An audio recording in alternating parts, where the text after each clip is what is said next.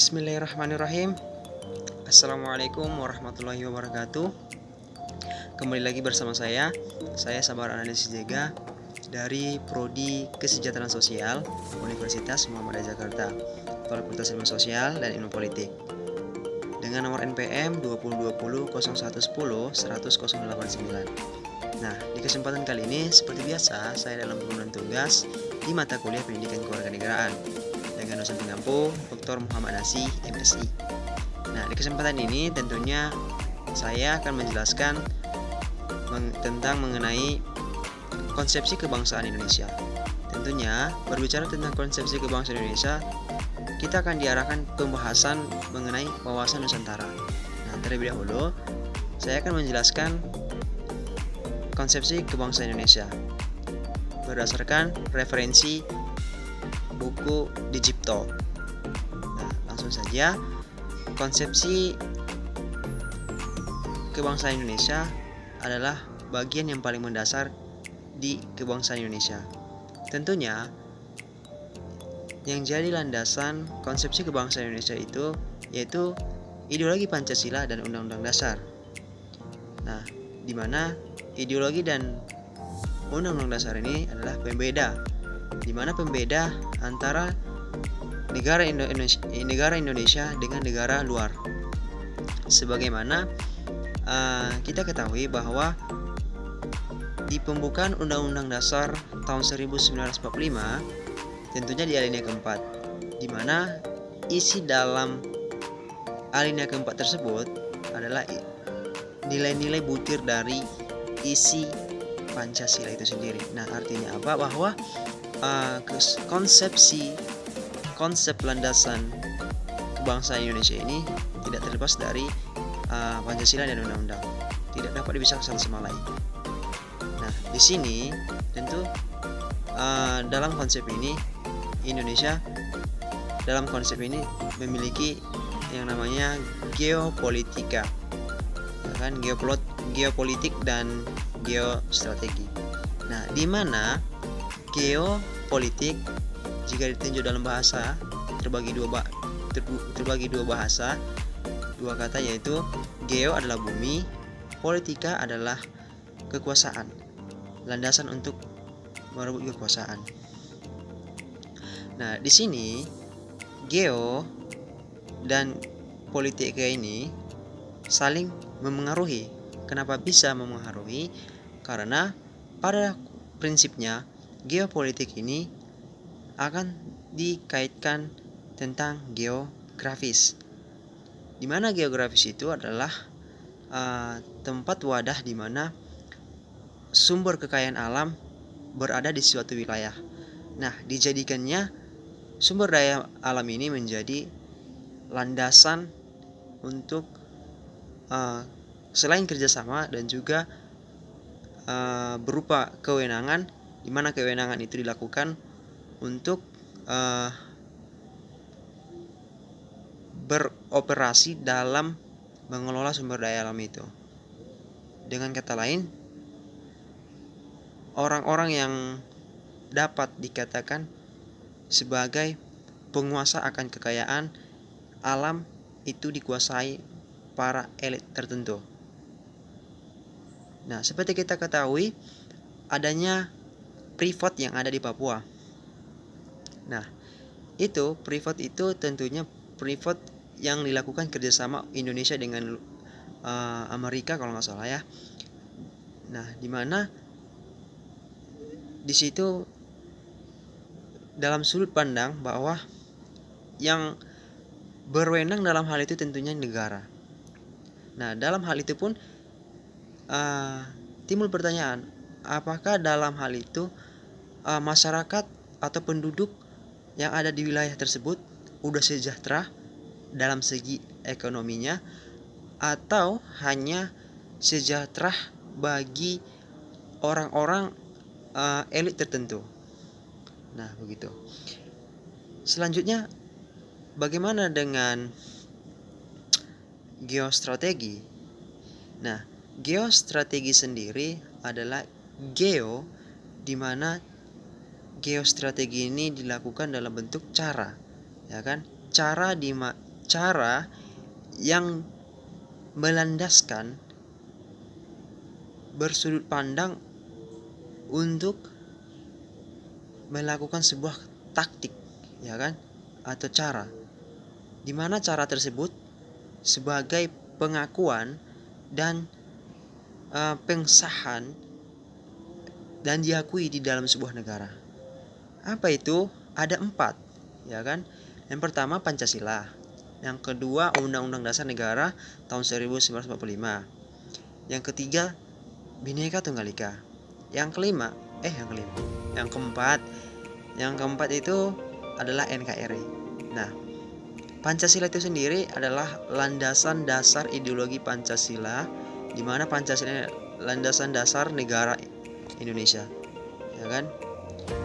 Di mana ini pun dapat dicegah gitu. Dalam hal 4 pilar ini pun pastinya ada konflik di antara sesama atau perbedaan aliran gitu. Seperti apa itu? Seperti komunis dan intoleransi. Banyak hal-hal yang memicu untuk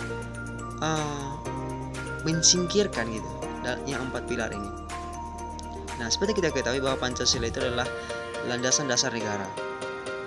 Yang kedua yaitu Undang-Undang Dasar tahun 1945, di mana Undang-Undang Dasar ini adalah bentuk konstitusi negara hukum, di mana konstitusi ini dilakukan untuk mengatur sekian rupanya dalam bentuk perundang-undangan. Nah, selanjutnya semboyan Bhinneka Tunggal Ika, di mana Bhinneka Tunggal Ika ini seperti kita ketahui berbeda-beda tetap satu, di mana Bhinneka Tunggal Ika inilah semboyan negara Indonesia. Karena kita ketahui bahwa di Indonesia ini memiliki banyaknya multikultural, baik itu dalam bentuk sosial budaya, etnis, agama, bahasa, dan lain sebagainya. Nah, selanjutnya bagaimana itu dengan NKRI? Nah, tentunya NKRI kepanjangannya adalah Negara Kesatuan Republik Indonesia, ya kan? Di mana negara Indonesia berada di Asia Tenggara dan berada juga di 2 benua Asia dan benua Australia, serta bersebelahan dengan Samudra Pasifik dan Samudra Hindia. Yang pastinya Asia Tenggara ini berada di garis Katulistiwa,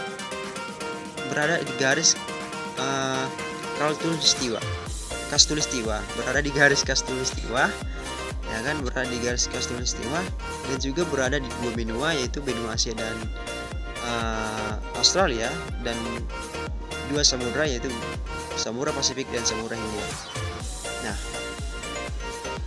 pada kesimpulan ini, konsepsi kebangsaan Indonesia ini tidak terlepas dari yang tadi pertama, geopolitik, geostrategi, di mana geostrategi itu memiliki 4 pilar, dan itu pun dipertentangkan oleh aliran yang berbeda gitu. Di mana 4 pilar itu adalah Pancasila, undang-undang, semua Bhinneka Tunggal Ika, dan NKRI. Nah, selanjutnya wawasan Nusantara. Wawasan Nusantara sendiri berdasarkan menurut para ahli seperti Hasnam Habib. Menurut Hasnam Habib, bahwa wawasan Nusantara itu adalah bentuk kebulatan wilayah nasional yang mencakup tentang kesatuan bangsa, tekad perjuangan tujuan bangsa, kesatuan sosial budaya, kesatuan ekonomi. Sedangkan menurut Was Usman, ia mengatakan bahwa wawasan Nusantara itu adalah suatu pandangan akan kepulauan diri dan tanah air, di mana mencakup keberagaman tentang multikultural di suatu kepulauan. Nah, secara umum wawasan Nusantara adalah sudut pandang seseorang ya kan, sudut pandang seseorang dan sikap seseorang akan keberadaan suatu kepulauan, tentang kehidupan bangsa yang berada di suatu kepulauan, yang merujuk terhadap kesatuan,